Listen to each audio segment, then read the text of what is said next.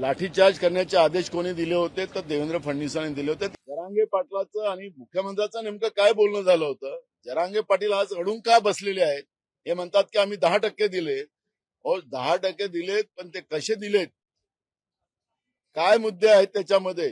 जे 5 मान्य सुप्रीम कोर्टानी ज्या आधारावर गायकवाड आयोगाच्या शिफारसी नाकारल्या होत्या, या 5 मुद्दे यांनी क्लिअर केलेत का तर नाही केलेत? ट्रिपल टेस्ट केलेत का नाही केलीत? या सगळे मुद्दे त्याच्यामध्ये येतात आणि तो एक संशय आहे. दुसरा महत्वाचा प्रश्न की जे सांगतात की मी हायकोर्टात टिकवून ठेवलेला होता, मी जिथपर्यंत मुख्यमंत्री होतो तिथपर्यंत सुप्रीम कोर्टामध्येही मराठा आरक्षण चालू होतं. माझा सवाल आहे फडणवीसाला आणि राज्याच्या मुख्यमंत्र्याला की तुम्ही आम्हाला उत्तर द्या. जी समिती तुम्ही बनवली होती उद्धव ठाकरे साहेबांच्या काळामधले, तर स्वतः मुख्यमंत्री त्याचे सदस्य होते, अशोक चव्हाण त्याच्यामधले अध्यक्ष होते, यांच्याकडेच ही जबाबदारी होती.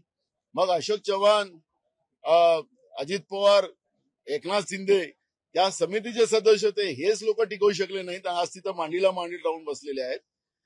आणि ऍडव्होकेट जनरल कुंभकोणींनी सांगितलं की फडणवीसांनी सांगितलं की मराठ्याची बाजू मांडवू नये. तर याला झारीतला शुक्र नेमका कोण आहे हा तर समोर आलेलाच आहे.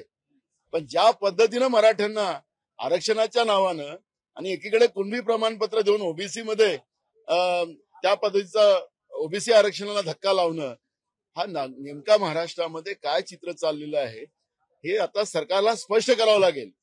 जाहिरातबाजी आता बंद करा, जनतेच्या पैशाची उधळपट्टी बंद करा.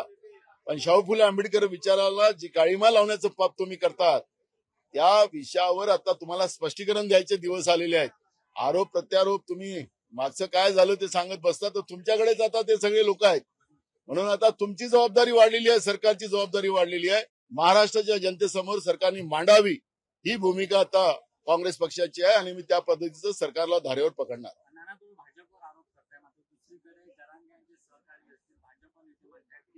शरद पवार आणि राजेश टोपे यांचा जरांगे मागे हात आहे आणि पोलिसांवर दगडफेक झाली, त्यामध्ये जरांगे सौम्य लाठीचार्ज करण्याचे आदेश कोणी दिले होते तर देवेंद्र फडणवीसांनी दिले होते, ते मान्य केले. सरकार का चूप बसलेली होती त्या काळामध्ये? आम्ही त्यावेळेस सर्व पक्ष मीटिंग मध्ये सांगितलं होतं की सरकारने जे महाराष्ट्र जे पेटवलं जाते ते पहिले थांबवलं पाहिजे, पण सरकारने ते थांबवलं नाही. सरकारचा किती सहभाग आहे हे फक्त मुख्यमंत्र्यांनी एकदा सदनामध्ये सांगावं की माझं जरंगा पाटलाशी हे बोलणं झालं. वस्तुस्थिती पुढे येईल ना. तपास घेण्याची गरज काय? पोलिसांवर कसा दबाव आहे? साधा मागासवर्गीय आयोगावर किती दबाव होता? निरगुडे आयोगाला राजीनामा देऊन पळावं लागलं. आताच्या शुक्रे आयोगामध्ये मेश्राम नावाचे त्या ठिकाणी सदस्य होते, त्यांनी राजीनामा देऊन पळाले. आखरी या सरकारचा दबाव प्रत्येक व्यवस्थेवर आहे. खोटी रिपोर्ट आणून एक प्रकारचा निवडणुकीच्या काळामध्ये फायदा घेण्याचा प्रयत्न करू शकतील. पण मुख्यमंत्र्याला अगर खरंच दम असेल या सरकारमध्ये तर जरांगे पाटलाशी काय बोलणं झालं होतं मुख्यमंत्र्याचं ते त्यांनी जाहीर करावं. म्हणजे जरांगे पाटील बोलतील ना काय झालं होतं की नाही झालं होतं, तर ही स्पष्टता एकदा आली पाहिजे. मग हे दुसऱ्यावर पवार साहेबावर असतील किंवा उद्धव ठाकरे साहेबावर असतील आरोप लावायचा असेल तर आरोप तर लोकशाहीमध्ये कोणालाही लावता येतं, पण फक्त आता मुख्यमंत्री म्हणून त्यांनी उत्तर द्यावं ही भूमिका.